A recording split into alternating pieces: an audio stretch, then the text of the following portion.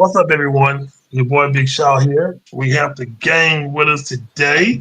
Um, we had we're gonna get right into it. Y'all should know the guys by now. So we're gonna get right into it. First of all, we're gonna talk about the Grizzlies and the Orlando Magic and their trade. When I seen it, let me get y'all guys input in a minute. When I seen it, I was like, oh man, that's good. But then I thought about it. I said, was Desmond Bain? Was he? Does he have the injury history, right? So he has had injury problems. Yeah, I don't think he's injury prone now. Nah. Okay. That's what I thought when I seen it. I said, oh man, good trade. But then I thought about it, I said, hey, he's injury prone, but he's a good player.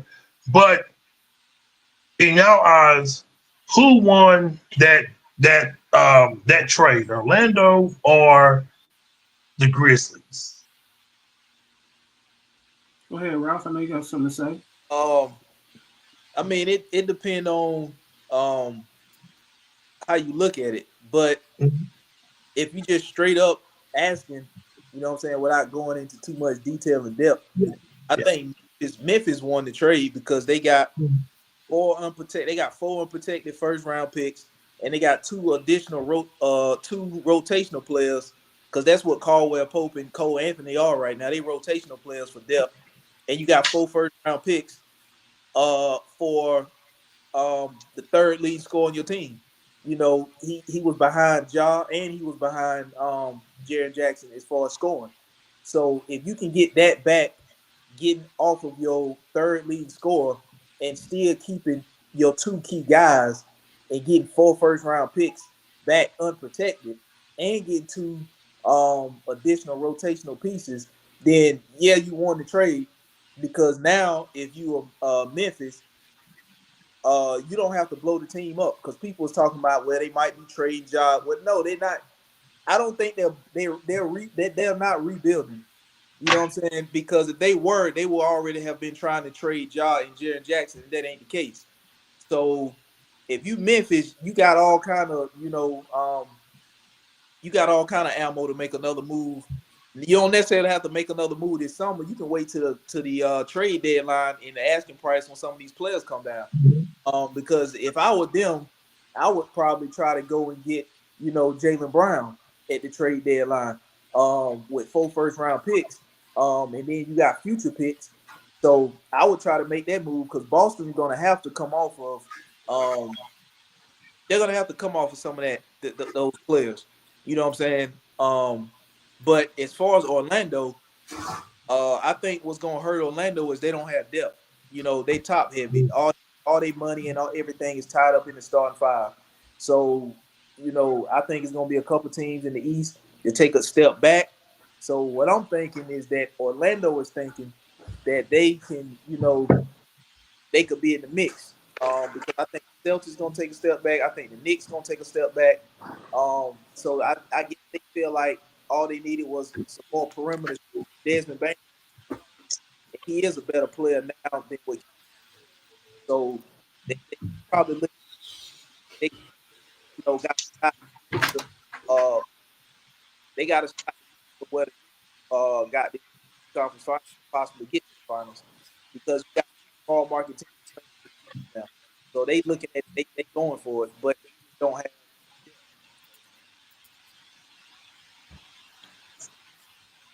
Okay. Hold on a minute. Who did Orlando get? What player? Orlando got. So Orlando got Desmond Bain, who's it's a I mean, solid shooter. Orlando. I will give credit to Desmond Bain. He's a solid shooter. I mean, But he's a borderline 2, number 3 kind of guy on a team. Yeah, I mean, who did Memphis get? What player did? So Memphis got Cole Anthony, good point guard, serviceable rotation type of guy.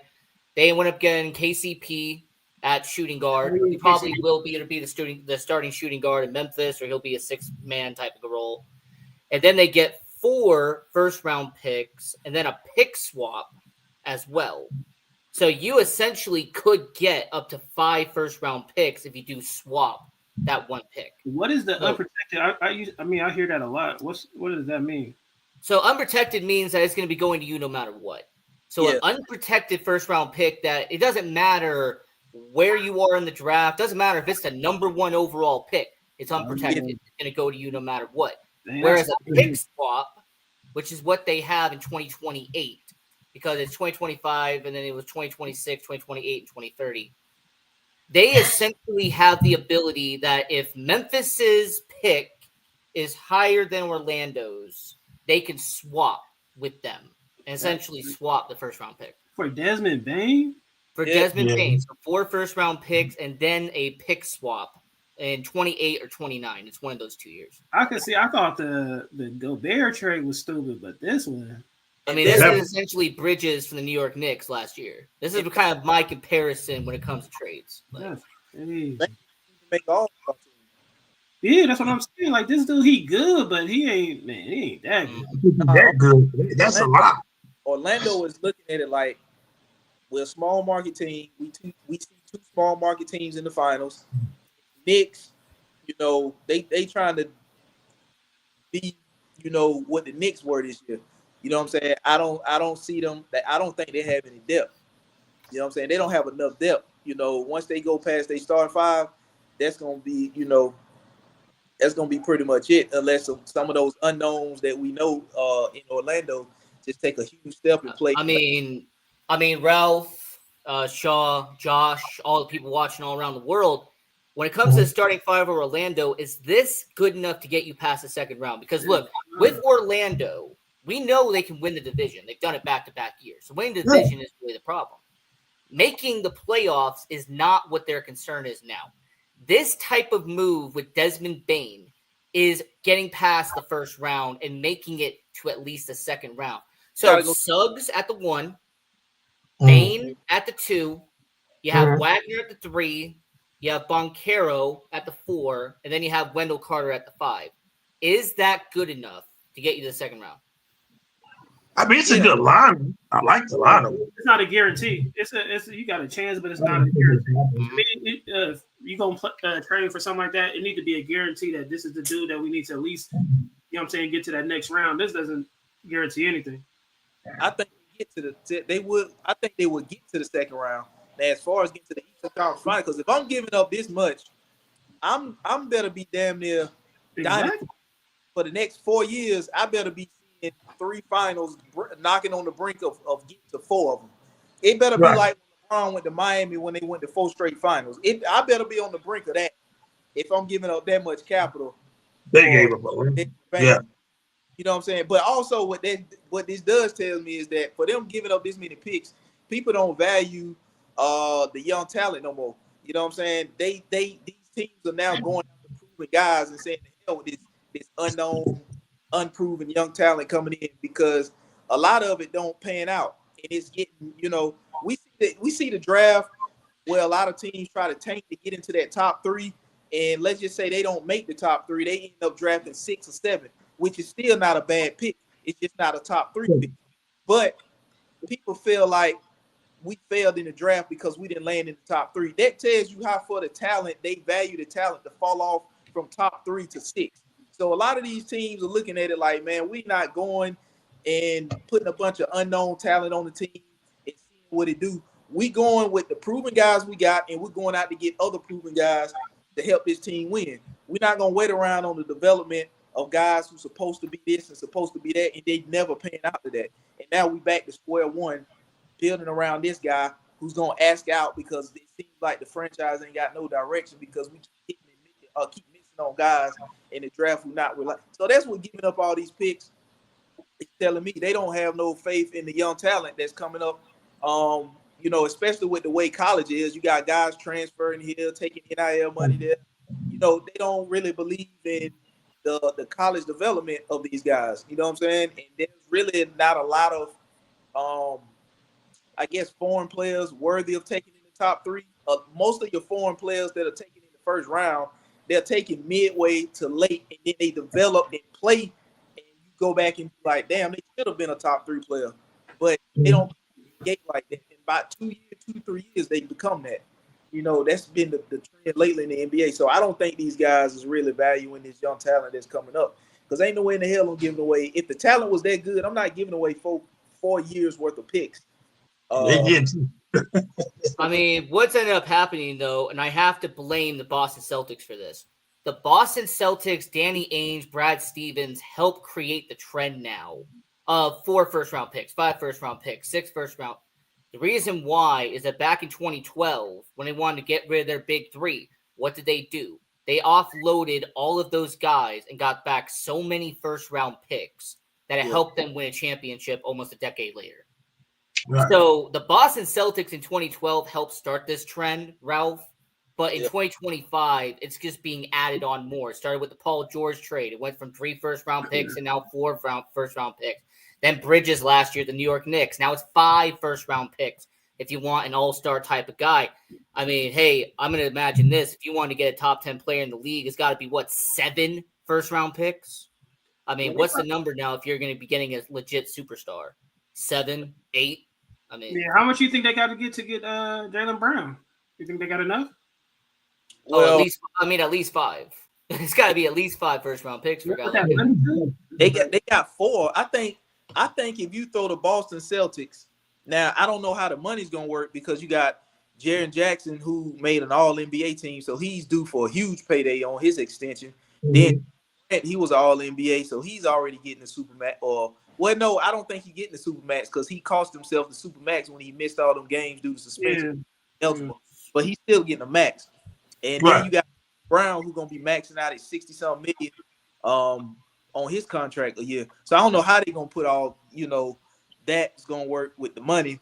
But if somehow it can or would work, I think 4 unprotected picks would be enough to get Jaylen, because I think the Boston Celtics are gonna have to move off of Jaylen Brown. Not this summer, because they're not gonna start the season without Tatum either. So I'm going to give credit to Salary Swish because this is where I get my information from. Jaren Jackson is on the final year of his deal. He's making about $20 million this year. That he's going to be a free agent next year. And there's actually been reports that have surfaced on social media, on Twitter, for example, that the Memphis Grizzlies are accepting calls about Morant. They're accepting calls about Triple J. I was about to say that. Yeah. Now, I will say in the NBA, there's a difference between accepting calls and actually listening to calls. All right. Teams are going to, say, hey, what do you want for this person all day long? But the Grizzlies apparently have received offers about, hey, what do you want for Morant? What do you want for Triple J? So with Jaren Jackson being on the final year of his deal, him being a free agent next year, I wouldn't be shocked if at the trade deadline, the Memphis Grizzlies are around 500 or below 500. They ship him on the final year of his deal, try to get some value out of him. Ja Morant has 3 years left on his deal, and it goes 38 million, 40 million, 42 million. So for Ja Morant, it's more difficult to offload him because his contract, he has 3 years left. But Jaren Jackson, I think he could be traded if they wanted to. But I did see the same thing that you saw. Now, if I was Memphis, I would clean house. I'm not gonna lie to you. If that was me, I'll just go ahead and clean house and rebuild. Because I like Ja Morant, don't get me wrong, but it's his off the court behavior that will be stuck in my mind. Like, why should we keep him here in Memphis? But I would just start over. I'll just ship him out. Blaze is a Magic fan, so hey, Blaze, you like the trade? I know you don't like this trade, dude. Yeah, man. Ran out. Who would you rather build your team around? Jackson or Morant? What was that? Who would you rather build your team around? Jaren Jackson or Morant? I like Jackson. I'm not gonna lie to you. I build around Jackson, but I just get rid of all of them. You don't like the trade. I just clean house. I would build on Morant only because he has a couple of years left on his deal. Mm-hmm. Because of the uncertainty of Jaren Jackson Jr. and what his availability will be next year when he hits the free agent market, that's why I would build around Ja, just because he's going to be there. for the next 3 years. Yeah, Blaze said it was a desperation trade for his Magic. Hey, Blaze, I mean, that's what happens when you're trying to get out of the first round. Back-to-back years, first round exit. Exactly. I Orlando think I wanted to could do have something. eventually got past him. Like Cleveland was building. They eventually, you know what I'm saying, got better. This was Yeah. definitely Let me ask you, if you gonna rebuild a team, would you do this?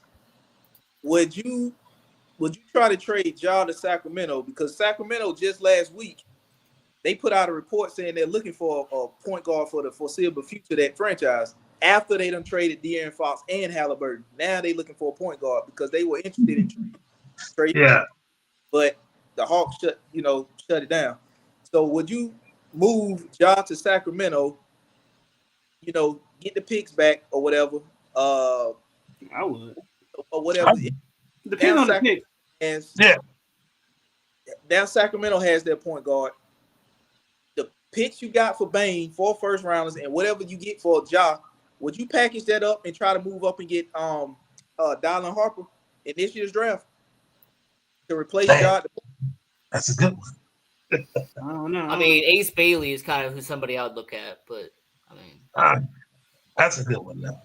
Yeah, Ace Bailey is who I actually prefer over Dylan Harper, if I know what you're talking about. Blaze said fire the coach. Yeah. You don't like Mosley, huh? Ooh. They got a coach. The Memphis, they hire a coach. Yeah. But like, here's the thing about Memphis, though. Like, they have some of the pieces there. Like, when I went over the starting 5, of course you have Ja at the 1. Now you have KCP at the 2. I think Williams is at the 3. I think that's their small forward now. Then you have Brandon Clark at the 4, and then you have Jaren Jackson at the 5. No mind. Cole Anthony will probably be a 6-man, 7-man type of guy. It's who they went and got from Orlando, rotation type of guy. They got Zach. But when it comes to the Sacramento Kings, them trying to be the Chicago Bulls and having DeRozan and having Levine, it seems like Sacramento really doesn't know what they're doing. Organization-wise, they keep on, building and then rebuilding and then reshuffling and retooling and selling off.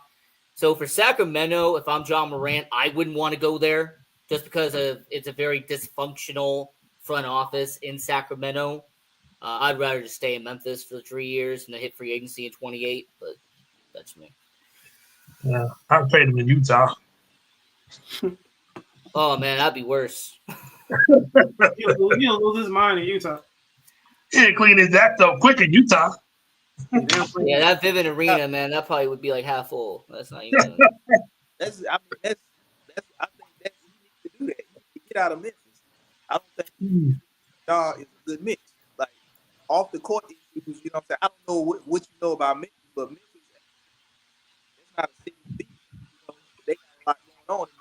I understand they got a lot going on everywhere, but Memphis right now, like they got a lot of stuff going on in the so, somebody like Ja making kind of money, but off the court stuff up for him. Yeah. He said send Ja gunplay to Texas. Well, Texas too.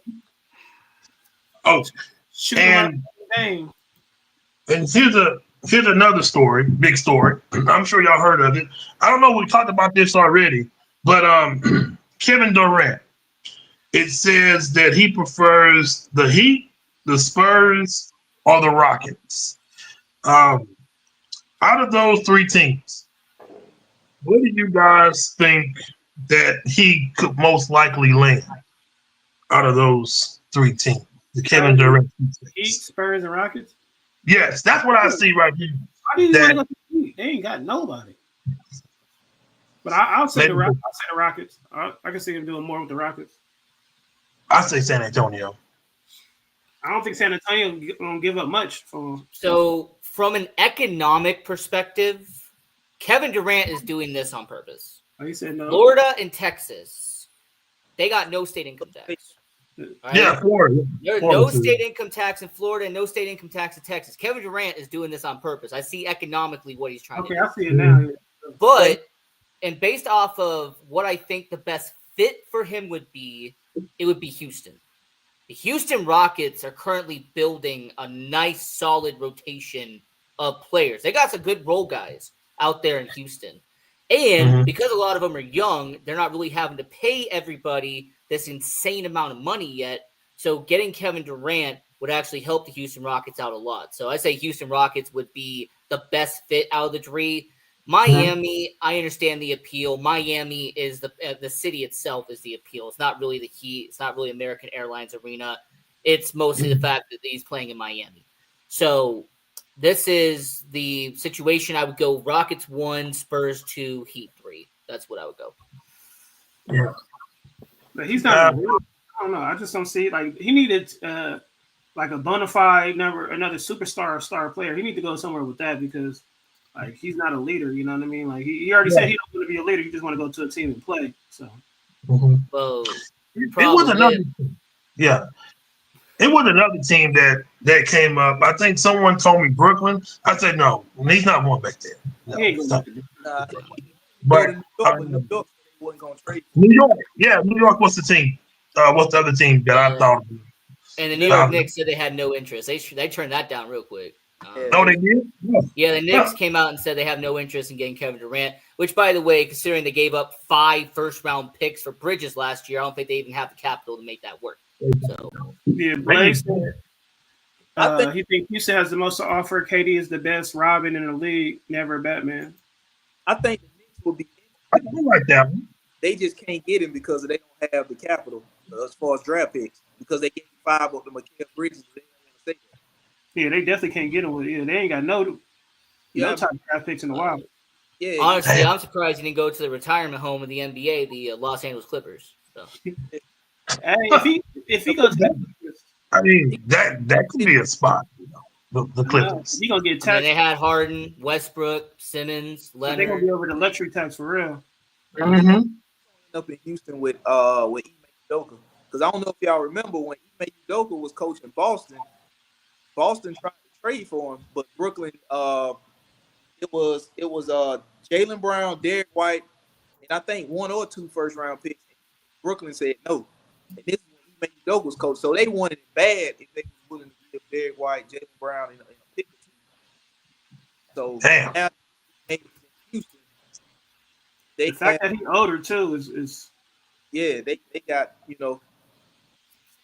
got the assets now. That's crazy. I mean, I will say the Houston Rockets, though, looking at their starting 5 and everything, you got Van Fleet, you got Brooks, you got Steven Adams, some good veterans there, even though Adams is kind of a bench guy at this point. But Sengun, he's out there at the center. Jabari Smith out there at power forward. You got Dylan Brooks at small forward. Green at shooting guard. And then you got Van Fleet at the point guard. And then I got to give a lot of credit where credit is due when it comes to a 6-man type of guy. You really look at Thompson. I mean, Thompson's really kind of perfected that, being a 6-man occasional starter out there in Houston. But the reality is, if you trade for Kevin Durant, guess what? You're going to have to give up 1 or 2 of those young guys I just mentioned. So, and you go sit or Parker. I like that. So, the New York Knicks.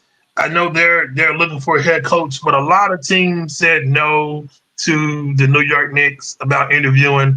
I was like, dang, no one wants to coach New York. So I thought of a name, but I don't know if this coach ever coach again.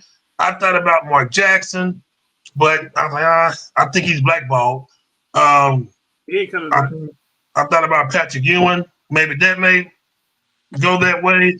And Jeff Van Gundy name popped up in my head for some reason. I don't know why.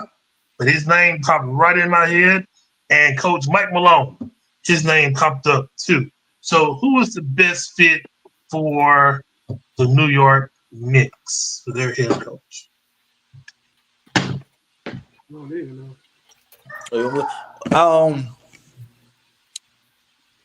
I will go Mike Malone, because he's actually won a championship more recently than any of those other guys. But I think was hurting the Knicks as far as getting a coach is the fact.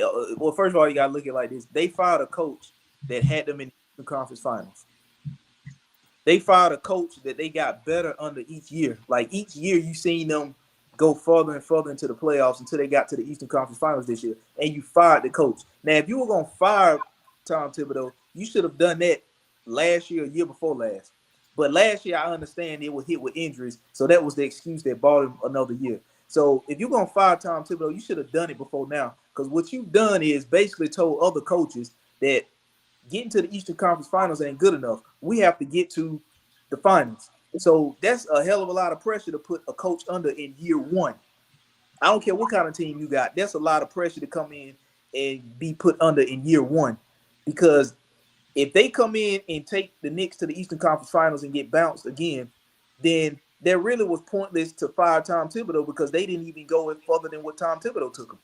So right now you got coaches looking at it like, damn, man, they fired Thibodeau and he got to the Eastern Conference Finals.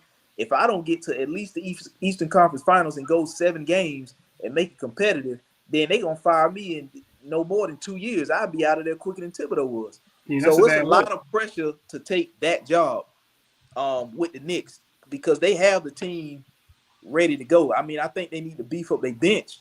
You know, they need better depth on their bench. But it's a lot of pressure to take that New York job, knowing that they fired Tom Thibodeau after getting to the Eastern Conference Finals, and that's the furthest they done been in God knows when, what like 20-something years. So, you know, if I had to pick a coach, I would say Mike Malone because, like I said, he don't won a championship more recently than them other guys. But that's still going to be a hell of a lot of pressure even for him. You know, he probably even more knowing that he recently won and he has a team in New York if that's who they go with, you know. But I think that's why they can't really get that head coaching job down now because nobody's gonna have time to it's no wiggle room for not winning. There's no wiggle room. Yeah.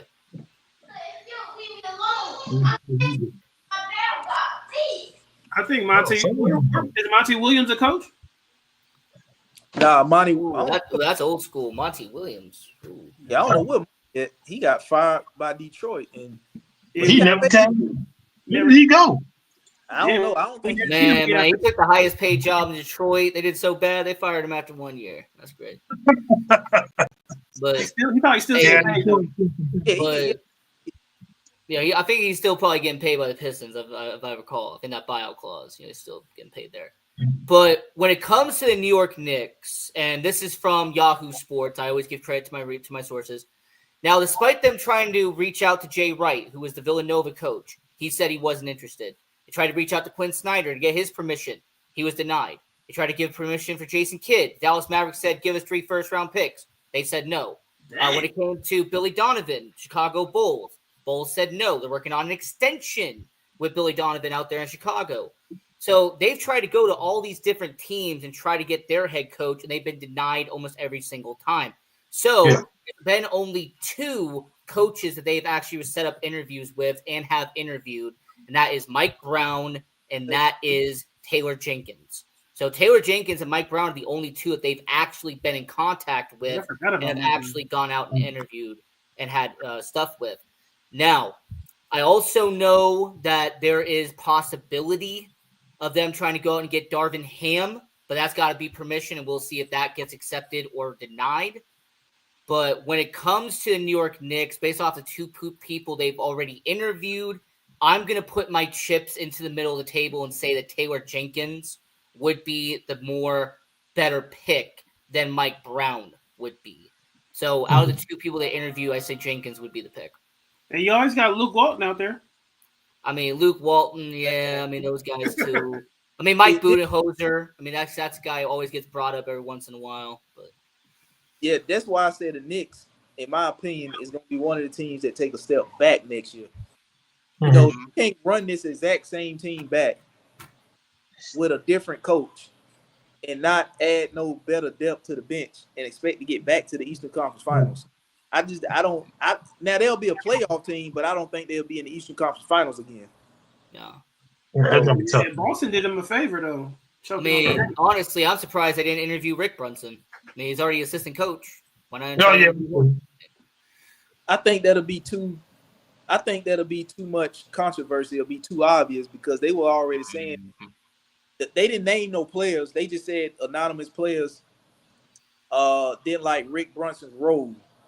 You know what I mean? They felt like he had too much control not to be the head coach. You know what I'm saying? So if they bump him up to become the head coach, then I don't think you probably start seeing players that want to be traded.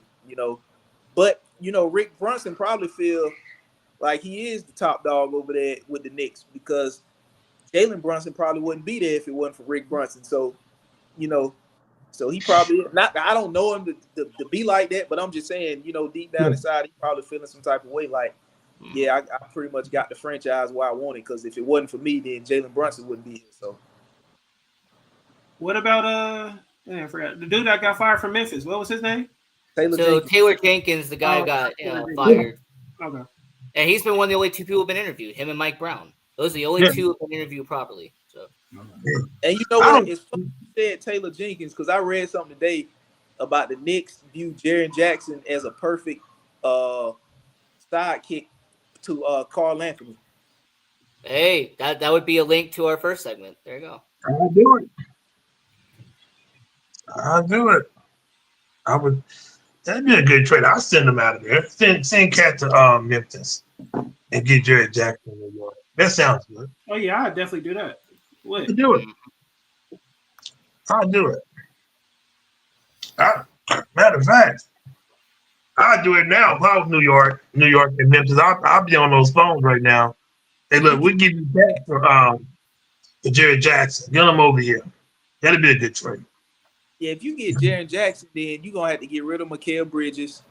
You might have to get rid of Josh Hart. Like I said, Jaren Jackson. Then you say he was due for a contract. Like this is final year in the deal. Yeah, so this is his final year in Memphis. He's free agent next year. So. Yeah, so you're gonna have to pay him. You're already paying Cat. You're already paying OG Anunoby. You're already paying Jalen Brunson. So you're gonna have to get rid of at least. You gotta come up off somebody. Yeah, you're gonna have to come up off Bridges, Hart, probably Mitchell Robinson. Oh no, not Mitchell Robinson. No, can't get rid of him. You're gonna have to. And I mean, and Triple J come up off a pick. You know what I mean? Yeah, Triple J All Pro. Right? I think he won. I don't know if he won All Pro this year, but I know he's won it before. He's been in the past. Been All NBA. Yeah. Yeah, Bridges, Hart, and All NBA. you're going to come up off at least two players. Two good players.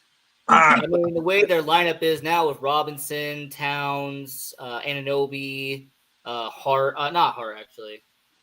He's coming off the bench, but Bridges and then Brunson. So Minnesota should trade Randall for Randall and some picks.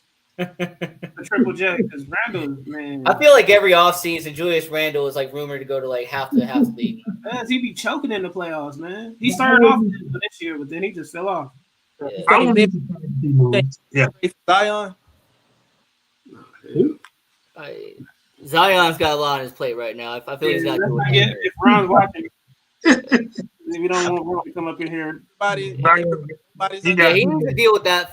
He needs to deal with his off the court stuff first, and then maybe focus on his porn obsession. He needs to deal with his porn obsession. He got too much going on right now. His personal life. What did I say? Brandon Ingram was? Did he get traded? Who? Brandon Ingram. Yeah, he's in Toronto. Yeah. Oh, okay.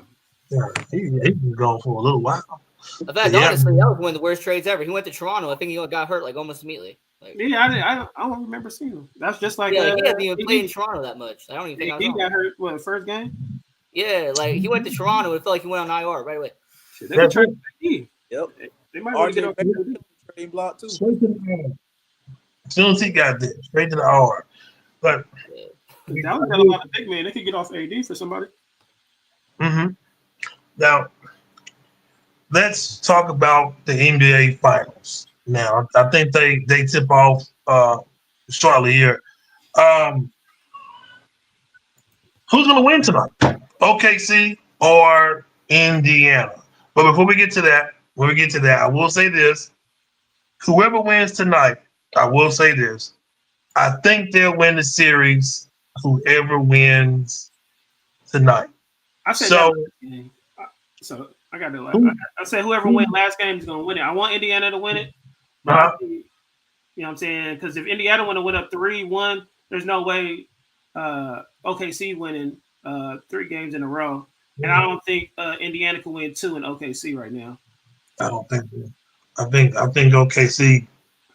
I think there's gonna be a lot of lightning strikes tonight. In OKC. I still got Pacers in 7. I don't know. I got OKC. OKC tonight. Since I am from the sportsbook capital of the world, Las Vegas, Nevada, I'm going to Caesar Sportsbook to let everybody know OKC -9.5 in this game. And it's really crazy because they opened at -9. So I'm going to say, based off of the betting and everything going on right here, I will put my bet on OKC to win this game tonight and then carry the momentum on to Game 6 and wrap it up and win the NBA Finals in 6 games. But yeah, Caesar Sportsbook, they are 9.5-point favorites entering Game 5. Let's get it, OKC.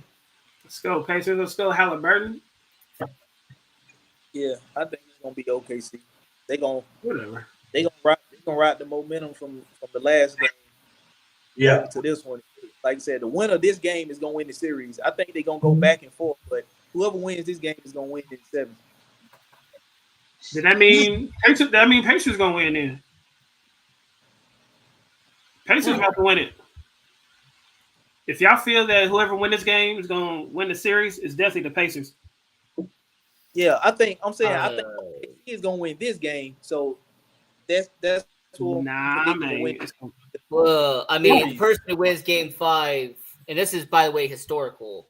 The person who wins Game 5 wins the series about 74% of the time.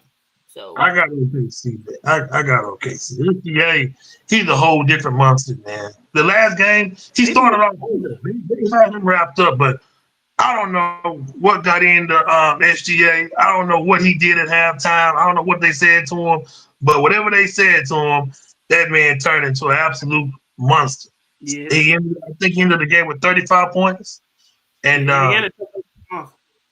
he won me some money. So I'm happy about that. So I hope he go out again for 35 plus. Yeah. So we're gonna see. We're gonna see, good guys. But now we're gonna get into the NFL, and then I gotta wrap it up. I gotta do some things today. So this question was in my mind last night when I was drinking my Hennessy. I ran out of Hennessy. I'm done. I gotta get some. So it popped up in my head. So if you were a GM of any team, it don't have to be a favorite team, any freaking team, and you had these 4 guys just in the same draft, so happened to be. So let me give you these guys' names. I love this guy, great player in the world. He's from my home state, so I got to put him in here. If Peyton Manning was in this draft, I love him. Oh my God, he's awesome. And I met him in person too. So, and you got Ray Lewis, Deion Sanders, and it was the other guy, Lawrence Taylor. If these guys was in the draft, like in the same draft, and you're the GM, your freaking job is on the line. You're gonna get fired next week if you don't have a good draft. They already told you. You gotta do something, or you're gonna pack your bags and you're gonna be out of here. Who would you pick? Manning, LT, Primetime, and who? Huh? Ray Lewis. So it's Ray Lewis, Deion Sanders, Peyton Manning, and Lawrence Taylor. That's the 4 options. Yes. Sure. Now, And Big Shaw, I need clarification. I think the whole rest of the people watching the show need clarification. Mm-hmm. Are we talking about in college entering the draft, or is this hindsight? We know how their career went out. Yeah, coming from college into the NFL. I'm so sorry. Ooh, Yeah, okay. coming into the NFL. That gives me. I got a different answer now. Okay, that gives me. Who would y'all get? All right, Ralph, go ahead. Well, I mean, for me, we would have to have a discussion about, what side of the ball we trying to correct, because if we bad on both sides, then drafting Peyton Manning only does for the offense, but drafting Ray Lewis only does for the defense. You know what I mean? So we got to sit down and do this. But if we go on the defensive side of the ball, then I would probably go Ray Lewis in the middle. You know, that could be the quarterback of my defense. You know, but if we need to start on the offense, then yeah, you take Peyton Manning, a quarterback. You know, that's how I would be thinking. But since we can only pick one, I guess I would go Ray Lewis. I would start in the middle of my defense and go on that. Ray Lewis is the man, though. He is the man. He is the man. I ain't gonna lie. But I gotta go with Peyton, man. I gotta go with the hometown. I only met him one time, but I mean, he seemed like a really down to earth guy. So I gotta rock with the home team and get egghead Peyton Manning. If I was a GM, I have to get Peyton Manning. No disrespect to Ray Lewis and Dion, which he's having some health issues right now, and Lawrence Taylor.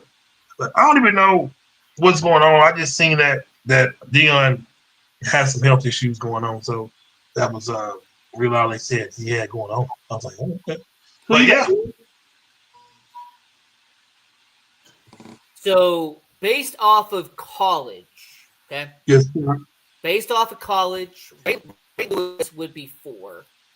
Because when it comes to Miami, his All-American, stuff like that, but we really did not see the Ray Lewis that we saw in Baltimore years later. We did not really see prime Ray Lewis at Miami. He was maturing, he was growing, he was progressing, but he wasn't quite there yet. So Ray Lewis would be at 4. Shout out to PSP. At 3 would be Deion Sanders, because there was a lot of uncertainty about would he pick baseball, would he pick football. He was one of those type of guys who, by the way, was like similar to John Elway. What was he going to pick between 2 sports? So with that uncertainty, you wouldn't want to kind of do that.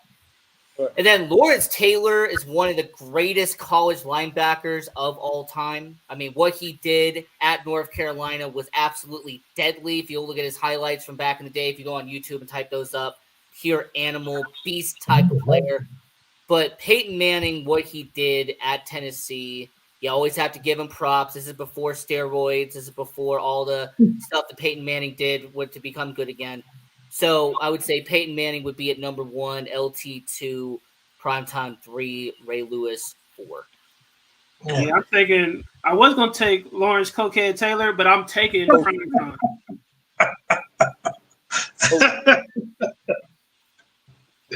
Yeah, he was on that coke. Yeah, he was on that. But I didn't know the other day. I was just going through some sports stuff. Peyton Manning, I think he was going to go to Ole Miss or something at first, and then something happened, and he ended up at Tennessee.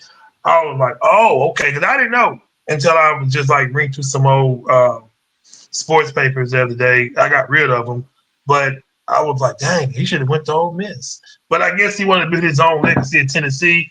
And like, if you go to Tennessee, I don't know if y'all got there been to a Vols game before, but Peyton Manning in Tennessee is like Michael Jordan sometimes, because they loved him from Peyton Manning in Tennessee.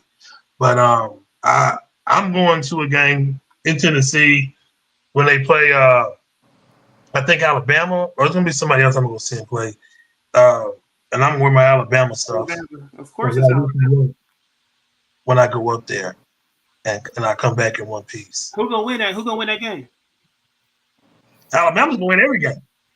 Going to the championship. Okay. Hey, by the way, Big Jaw. Hey, just want to piggyback on something. Going through archive articles and stuff like that. The reason why Peyton Manning chose Tennessee instead of Ole Miss, I mean, it's partially there. He wanted to create his own legacy. He did not want to be in his shadow of his dad, him being an Ole Miss alum, him already being a legend at Ole Miss. He did it because he wanted to create his own legacy. Interesting enough, by the way, Eli Manning did not choose to do that. He went right back to Ole Miss and continued to do the Manning name at Ole Miss, like his old man. So straight to Ole Miss. He ran to Ole Miss. That was That's why I kind of have respect for Arch Manning. You know, he went to Texas. He didn't go to Tennessee. He didn't go to Ole Miss. He tried to create his own thing. So I think he wanted to go to Alabama, but I don't know what happened with that. Nobody wants to go to Alabama, man. Yeah, they don't want to go to Alabama. That's one of the greatest schools in the world, Alabama. I mean, it's really not, but go ahead. Hey, the two right here. One of the greatest schools I ever seen in my life. When I see that A, I know what time it is. What about I that say, G? What about that G? oh, that's we're gonna see them. We're gonna see them in the SEC championship. I mean, when I think of the G, I think about the amount of DUIs that happen every year. Dang, like that was crazy. And the Florida Gators, they have the hardest schedule in college football. So Billy Napier will get fired during the season. Hey, at least he won a national championship in basketball. That's all. He's out of here. When I saw that schedule, he's done. Texas, they got the number 2 or 3 hardest schedule, and Arkansas, they have the number 5. So there's gonna be some coaches getting fired this season in college football, and I can't wait to see that. But He said, "I can't wait to see that." I can't wait to see that. I can't wait to see it. I love it. I ain't never heard nobody say that. During the season, not every season. Get them during the season. Send a strong message. We're gonna get you. We're gonna get you during the season. Matter of fact, fire somebody at halftime. That is send a strong message, and it's gonna be Billy Napier. He's gonna be the first coach fired. Arkansas's coach is gonna be gone second. Alabama. Oh man, why are you doing Sam Pittman like that? Come on. LSU. LSU, USC, Oklahoma. There's gonna be a lot of job openings in college football. Hey, there's gonna be one more job opening too, man. Which one? After they go 8-4, man, DeBoer from Alabama. Oh man, they're gonna kick him out when he has 8 wins on the year, and Alabama goes 8-4. Oh, DeBoer will get fired. He'll get his walking papers next day. At halftime. Man, Yep, he's out of there. They going. I mean, he's the Mike Shula of Alabama. That's all I gotta say. man, that's bad.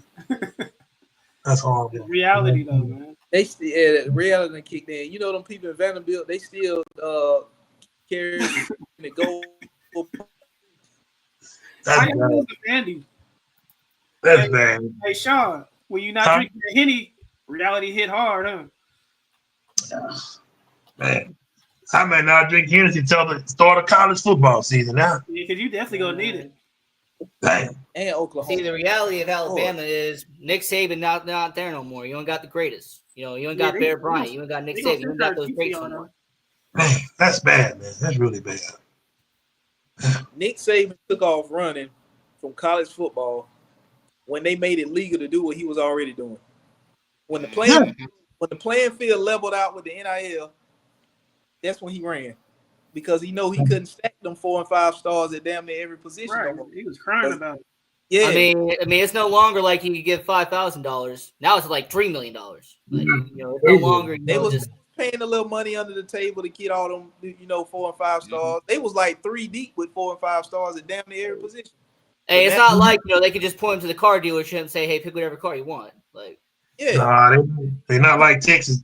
Man, did y'all see that? They had a video on Facebook, With and Texas. it made me sick. Texas has the most ugliest stadium in college football. I just want to spit on it. They had Lamborghinis. They had Ferraris on their damn field. I said, that's sick.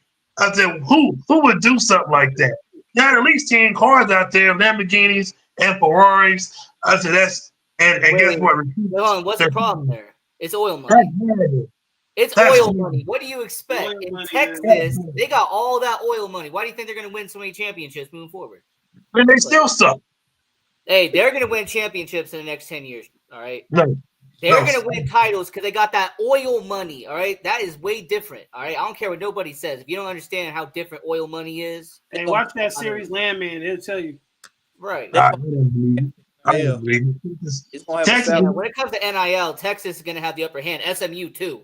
Oh, geez. And Dallas, in Arlington, I'm talking about the amount of money they got.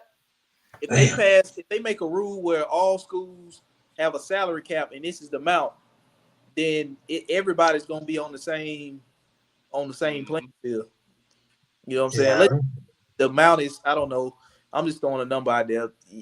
75 million. You know, every school has 75 million to spend. Let's not give no ideas. I mean, it's no coincidence, Ralph, how the last 3 years, the whole NIL situation, Oregon with their Nike money. I mean, there's a reason why Oregon's been doing what they've been doing. Like, Yeah, that Nike money be blowing in. they gonna have to. yeah. I mean, would be a good idea, but man, I mean, shoot, North Carolina. No one talks about the fact that North Carolina is draped in Jordan from head to toe. that is true. Yeah. That is true. But that field night money is nice, man. But that's what I said, Sean. The next 10 years, Texas teams winning national titles. Like I said, that oil money is built different. It just is. Yeah, they ain't got that Alabama slave trade money no more. So it'll be. Oh shoot! Here we go. Oh man, but don't worry, Alabama's gonna win it this year. I'm gonna stand by my guns, and they're gonna bring their championship to Tuscaloosa. That's all I'm gonna say about it. And I'm about to get ready to watch some NBA finals and go get me some beer, some Coors Light, and I'm gonna enjoy the rest of the day. Okay, wait till the Pacers win. Hmm. Can't wait till the Pacers win. They ain't worry about that. They're gonna lose tonight. They're gonna lose. I'm telling you. SGA gonna go off. Give me 35 points tonight. They gonna be the only one that's gonna ball. The rest of them are gonna choke. Probably so. We'll see. We'll see. What's his name? Numnard? Whatever his name is. I think he gonna have a nice game. I mean, he's a good outside guy. He's good. He's good. I like him. He's a good defensive guy.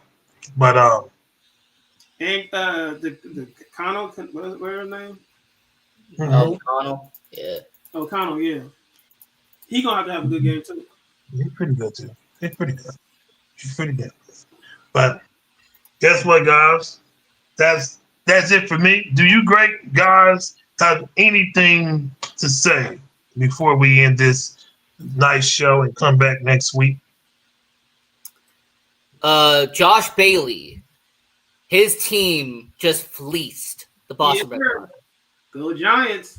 The Giants just fleeced the Boston Red Sox. They gave him 15 cents on the dollar for Rafael Devers. So. That's crazy, man. Ralph, what about them Braves, man? Come on, man. They won the World Series this year. We're gonna fire Brian Snitker. Because we lost the game. I forget the pitcher's name. I just had it in my head. He had 15 strikeouts and we lost the game. And then the game before that, we won. It was against the Rockies, but Spencer Strider, I think he had like 13 or something. Like that. How y'all lose with 15 strikeouts? Well, it's the bullpen, and we ain't hitting. See, usually when we hit, our starting pitching is slack. Now that our starting pitching ain't slacking, we ain't hitting. So we can't never really be on the same page when it comes to the. So Brian Snitker's gone. You know, I think he done lost the team. So if I was him, if I was Atlanta, I would have told what's his name? Ron Washington. He's in Anaheim now. Okay. Yeah, Ron Washington. He's in Anaheim now. Man, so I would have promised Ron Washington this. I would have said, stay with us one more year. If Brian Snitker doesn't at least get us to the NLCS, then we're firing him and we're promoting you to the manager. Because when he left, Eric Young left, Terry Pendleton. We don't have the guys that were on the staff when we won. You know, they left when Ron Washington left. So we just gonna have to fire Brian Snitker. That's all to it, because he done lost the team. Has no reason to have this kind of lineup and you ain't producing. Especially when people was calling out your pitching and now your pitching is up to par. You just gotta, I don't know why they keep shuffling around the bullpen. They can't find a closer. It's damn near like the Stars got at least Look, 7. knowing the Atlanta Braves this year, you're going to finish around 500. You're going to be 79 and 83. You're going to be 80 and 82. I mean, Yeah. that's what I'm looking like. I mean, you're fourth in the NL East. I mean, that's what the Braves are going to be this year. I mean, They suck. Hey, fourth. yeah, they're going to be fourth. I mean, if you've been seeing the NL East, the Mets are dominating right now. Phillies are going to be a wild card team. Surprisingly, the Washington Nationals are starting to improve. I mean, that young talent like Dylan Cruz and all those guys, but Yeah, Atlanta's gonna be like Colorado. They're gonna be in Cancun early.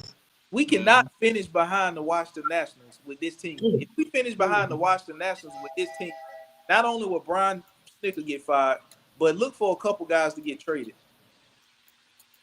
I believe that. Well, he's gonna get fired. I mean, Ralph, I think you are 10 games under 500, or you're like round there. Like you're like 8 games under 500, 9 games around there. Unacceptable. Yeah. Let me see. I don't think let me pull it up for the Atlanta Hey, Braves. doesn't matter though. Look at my shirt. Go Cubs, go! I want to say that again. Go Cubs, go! Y'all that's why. right? Hey, The Brewers Chicago Cubs are doing did. well, man. NLCS. That's my expectation for the Cubs this year. Let's make the NLCS. There you go. The Atlanta Braves, they're 31 and 39. Oh, okay. 8 games under. Okay. All They right. one game over Washington. What you said? Okay, I was close enough. Yeah. Yeah, you were close enough. But my New York Yankees is 42 and 28. Yankees are doing okay. Max Fried, Carlos Rodon. That's a good 1-2 punch there. Best team in baseball, New York Yankees. Hey, we do see you tomorrow, Trex. Yes, we do see the Brewers and the Cubs tomorrow. That is true. Yes. That should be a good game. Diamond talk tomorrow. Diamond talk Diamond. without King's R. But, yeah. That's good. But before we go, I will say this. The only thing I like about Atlanta Braves is that beautiful ballpark they have. They have a beautiful ballpark, and they have good hot dogs and some good beer right there in Atlanta. That's the only positive thing I can say about the Braves. And they got nice uniforms. I mean, I kind of miss the Chipper Jones, Andrew Jones, Bobby Cox era, but Greg Chipper Jones, he's always kill us, man. Yeah. And Greg Maddux was a hell of a pitcher, too, in Atlanta. Hey, that's Chicago Cubs legend. Went from the Cubs to the Braves and became, Hall of Famer. So. Mm-hmm. I used to like Greg Maddux, but I think my favorite pitcher was Randy Johnson. Oh, Randy Johnson was a beast. Jesus Christ. That was one of my favorite pitchers in the whole wide freaking world. Greg said, personally, for me, I was a Pedro Martinez guy. Pedro Martinez, that was the guy that I used to play with. Like MLB video games on the PS2 back in the day. Man, I'd play just to be with Pedro. So I tell you what. Well, see now here's the question, and we're gonna get out of here. Since we talk about Randy Johnson and Pedro Martinez, if in Game 7 World Series, who would you want on the mound? You want Randy Johnson? It's the last. You can win it all. You can win it all and go party and hit cocaine, do what you do. And you have the liberty of having, I got Pedro Martinez and I got Randy Johnson. Who do I want on that freaking mound? It's it right here. Who do I want on that freaking mound? But here it is. But here's the batter, though. It's coming to my brain right now. You got Barry Bonds at the plate. Automatic walk. It don't matter what it is. I'm still I got the perfect picture for you. You're not walking here, buddy. I got the perfect picture for you because he actually did well against Barry Bonds in his career. Who you got? Greg Maddux. Like I said, Maddux did. Greg Maddux did really well against Barry Bonds. He really did not struggle as much as the pitchers back today. And I didn't like Greg Maddux. I didn't like Lavin. I didn't like none of them boys. You didn't like Greg Maddux? You didn't like. They kept on beating us. Oh, come on, Josh. Man, he hates them because I respect their game. I respect their game, but I don't like them though. I do not like them boys. Hey, Greg Maddox, you like complete games with like 80 pitches. Complete games. Jesus said Greg Maddox. Hey, Drex. Hey, no. And Hey, the funny thing is, during that time, John Drex Smoltz was Maddox. in the bullpen for a couple of years too. So Yeah. Maddox would give you a solid 7-8 innings, and Smoltz would come in tonight to clean it up. So there's Oh, no evidence that I ain't gonna say there's no evidence, but my boy Barry did it legit. he passed some drug tests anyway. hey, It's all Barry, hand-eye coordination. hey, look, Barry Bonds did not take steroids. Okay, Thank he you, just had a very healthy breakfast. Yeah. Steroids. man. He worked Okay. out.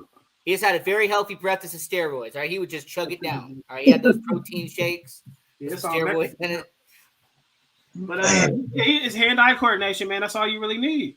And he had what Willie Mays his grandpa or something. Yeah, yes, it's God. I think it was God. Godfather, yeah. Godfather? But his daddy played. And that was because his dad. That's because his dad, Bobby Bonds, was on the same roster as Willie Mays back in the day. Yeah. Dang. But yeah, I miss those. But I'm taking Randy. I'm taking Randy. Yeah, I'm picking Randy Johnson. Hey, Drex, you know what? I'm gonna be blatantly honest with you. This is gonna be a hot take. Baseball purists, you're gonna hate me. The steroid era was great for baseball. It was. Ratings-wise, popularity-wise, It was the best. steroid era brought popularity back to baseball. Okay. It really did. McGuire versus Sosa. Every time they go to bat, it was a freaking home run. I was like, how's that happening? Like, Sure, I understand it's that baseball didn't want it to be around, right? Or really, to be honest, they didn't like that they got caught. But I mean, I'm just saying during the late '90s, early Mike 2000s, McGuire. Barry Bonds hitting 73 home runs in 1 year. Like, come on. Sammy Sosa. Yeah. And now I'm like, man, the steroid era. Yeah. Even No Shaw, I will say, by the way, that should have been the main indicator that before 1997, a lot of these guys were hitting maybe 45, 50 home runs. And then, bam, 65, 67, 70, 73. Like, Yeah. it's kind of a giveaway, but, you know. I mean, Is that dude that Barry Bonds witness? Is he still in prison? I know Barry Bonds was taking care of him, but I don't know if he's still in He prison. got out, didn't he? No, he got out. He got out a few years back. Yeah. He got out. I know Barry was taking care of that boy. mhm. I forgot dude's name. Yeah, That dude was he got out. Like, Yeah. overtime. They need to bring the steroid era back in baseball. You know, Barry Bonds cashed him out. I mean, that steroid era was so effective that in 2018, they juiced up the baseballs to add more home runs. Right. And interesting enough, that year the ratings went up. So Yeah. Damn. They need to do that shit again. Well, I used to like my boy Well, Jeff Kent. well, But he was now, so- Dang. I love it. But that's it for me. My great fellow Americans. Yesterday was crazy here in Portland. The freaking protests and stuff. But maybe. freaking crazy lately. So that's it for me. And I say be careful out there because people are still going crazy and people are still going mad. They just ran over a lady the other day because she wouldn't get it, she was literally on the car Yeah, and I saw that. she got ran over. So She was in front of the car. Like, what do you think you go? It's stupid. I mean, stupid. I can see him protesting. I ain't got nothing against that, but you got. yeah. And Then he had here in Vegas the protests here, police using tear gas and all that. So it was crazy everywhere. So hopefully all that stuff died down and everyone just going about their way because football starts in 72 days. So we're about 70 days away. Yeah. I'm excited. I am very excited. But Shador Sanders, the starting quarterback of the Browns. who? Shador Sanders. Okay, he is a third string quarterback. Josh. That's the Browns for you. They're gonna start a third string quarterback just to get that money. He might play like week 15 or week 16. All right. I mean, Yeah, we'll see somewhere around Thanksgiving. Yeah, when they win a division, right? Yeah. Say yeah. I don't know. Chicago may win their division. Hey, in 70 days, the Chicago Bears are All right, supposed to be in the year one of them contending. Supposed. Got your drugs, hit that like that, man. Yeah, man. Enjoy that Big Shaw report, man. Monday nights or Monday. Big Shaw. That's right. Because and plus I got y'all great fellas here too. But Cleveland Browns won't win their division. You don't gotta worry about it. Detroit's gonna win their division. We'll talk about that next week. So that's it for me, guys. I'm about to get ready to play, we'll get drunk and pass out and just keep the TV on no volume. That's how I watch the game. I have no volume on. I just watch the game and I stat watch on my phone. And Alabama games, no volume. No, I turn it up. I turn it up. Huh? Did you have it up against Vandy? I got that TV off. I turned the radio on. Had it up on Oklahoma. Had that TV on mute. Turn the TV on. Turn the TV on. Huh? I had that TV on mute. That Oklahoma loss, that's still in people's minds. It's never gonna leave. It's never gonna leave. That was the most embarrassing loss I've ever seen. Oh, really? More embarrassing than Vandy? Really? I don't know. I think Oklahoma was worse. I think Oklahoma was worse. That was bad. That was bad. They had the fans came down on the field. They didn't give a damn about no fine, no nothing. They took the goalpost out the stadium. They walked it out the stadium, down the street and put it in the river. They put it in the river. Yep. They did all that?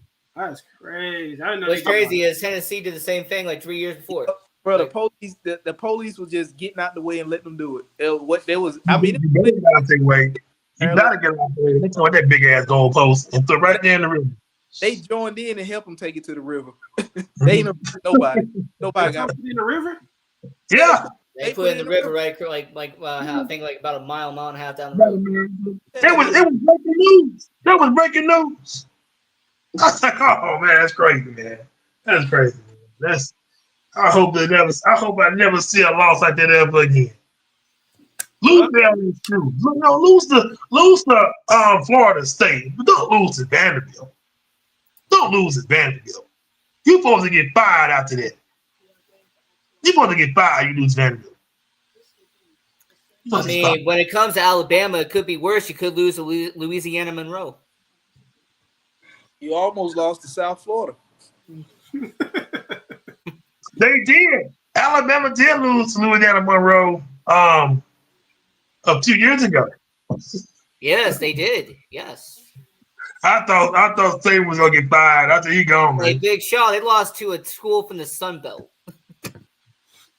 He was going to get fired or resign that day. I know if I was a head coach, I'm firing myself if I lose to a team in something. I'm gonna resign. It's similar when Notre Dame lost to Northern Illinois. Yeah, he's supposed to get fired out the game after game like that. Like Appalachian State beat Michigan that year. I said, what's going on? Dang. Or when Howard University beat UNLV. Ooh. Damn. I know Georgia lost to some good team. I know Georgia lost some sorry teams. It's time. It's about that time. Oh, yeah. He don't want to talk about it. But all right. Georgia's still trash. It don't matter. But that's it for me, everybody. We'll be back next week. Talk more trash. And we'll see y'all later. Somebody will get drunk and pass out. And I'll see y'all great guys next week. All right.